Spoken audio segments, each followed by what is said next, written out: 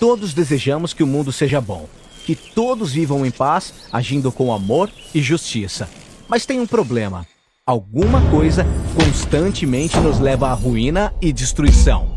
Chamamos isso de mal. Do ponto de vista bíblico, o mal pode destruir de pelo menos 2 jeitos. O mal tem ação direta em nós, como quando alguém rouba alguma coisa, criando injustiça. Então a pessoa fica devendo porque fez errado. Mas, além disso, tem ainda um efeito indireto do mal, porque essa pessoa também destruiu o relacionamento, quebrando a confiança, fez um dano emocional. É como um vandalismo, e essa pessoa precisa consertar isso. Muita gente diz, Deus é bom, ele deveria ser aquele que simplesmente elimina todo o mal do mundo. Para ser honesto, o mal que eu vejo em todo lugar por aí é o mesmo mal que está dentro de mim. Todos contribuímos e continuamos fazendo isso. O mal está em todos nós. E para que Deus livre o mundo do mal, ele precisa se livrar da gente. E isso é o mais impressionante na história da Bíblia. Esse Deus é tão bom que não vai apenas livrar o mundo do mal, mas ele vai fazer isso sem destruir a humanidade. Como ele vai fazer isso? No começo da história da Bíblia, somos apresentados à prática do sacrifício de animais, que eu sei soa bem estranha para nós. Mas, para os israelitas, era um símbolo muito poderoso da justiça e da graça de Deus. Não esquece, eu sou o participante do mal que está no mundo, eu deveria ser eliminado também. Mas Deus permite que a vida desse animal seja um substituto. Ele morre no meu lugar, simbolicamente. E a palavra bíblica para isso é propiciação, que significa cobrir a dívida de alguém. Mas tem uma segunda parte do ritual. Não esquece que o mal também destrói relacionamentos. E na Bíblia, essa ideia é descrita como contaminar ou profanar a terra, tornando-a impura. Os sacerdotes deveriam lavar o vandalismo simbolicamente ao borrifar o sangue do animal em diferentes partes do templo. O sangue do animal limpa as coisas? Não esquece que isso é um símbolo e que não estamos acostumados a ele.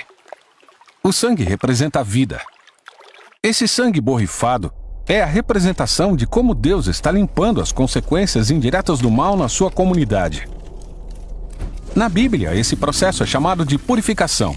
Então, o templo e a terra agora se tornam um espaço limpo, onde Deus e seu povo podem viver juntos em paz. Então esse ritual acerta as coisas entre Israel e Deus. Mais que isso, os israelitas experimentam o amor e a graça de Deus nesses símbolos. E por serem perdoados, isso deveria tornar cada um deles uma pessoa de amor e graça também. Certo, esse é o ideal, mas nem sempre foi assim. É verdade, o profeta Isaías, por exemplo, fala muito sobre isso. Ele começa seu livro dizendo que os sacrifícios contínuos dos israelitas se tornaram insignificantes, porque eles também estavam permitindo um grande mal em seu meio, como ignorar os pobres e oprimidos. Até os reis de Israel distorciam a justiça. Mas Isaías ansiava pelo dia em que um rei da linhagem de Davi viria para eliminar o mal de uma maneira surpreendente. O rei se tornaria servo, não apenas para servir, mas também para sofrer e morrer pelo mal cometido pelo seu próprio povo. E sua vida seria oferecida como um sacrifício. Essa é a promessa que Jesus veio para cumprir. Ele é o rei de Israel, sofrendo e morrendo na cruz. Na verdade, Jesus usou as palavras de Isaías quando disse que veio para servir e dar sua vida em resgate de muitos. E a palavra resgate se refere a um sacrifício de propiciação. E por todo o Novo Testamento ouvimos sobre como a morte de Jesus foi um sacrifício de propiciação por todos nós. Ela cobriu a dívida dos humanos com Deus por contribuírem com todo o mal e a morte no mundo. E o Novo Testamento também fala da morte de Jesus como uma oferta de purificação. Ouvimos que o sangue de Jesus é como um símbolo de que sua vida tem a capacidade de lavar o vandalismo que o mal causou em nós e ao nosso redor, para que agora possamos viver em paz com Deus. Esse é o significado da morte de Jesus, mas a história continua. Sim, o Novo Testamento faz essa poderosa afirmação de que a morte de Jesus não foi o fim. Ele ressuscitou. Ele é o sacrifício que quebrou o poder da morte e do mal. Isso significa que ele vive para oferecer sua vida a qualquer um que o aceitar. Ele é o sacrifício perfeito. Todos os sacrifícios anteriores apontavam para ele desde o começo. Então, por causa de Jesus, os cristãos deixaram de participar de rituais de sacrifício animal. Mas receberam novos rituais. Jesus ensinou seus seguidores a cumprir 2 rituais. O primeiro é o batismo. Assim como Jesus morreu, Entrar na água se torna a conexão pessoal que agora você tem com a morte dele. E quando sai da água, você simbolicamente ressuscita com Jesus.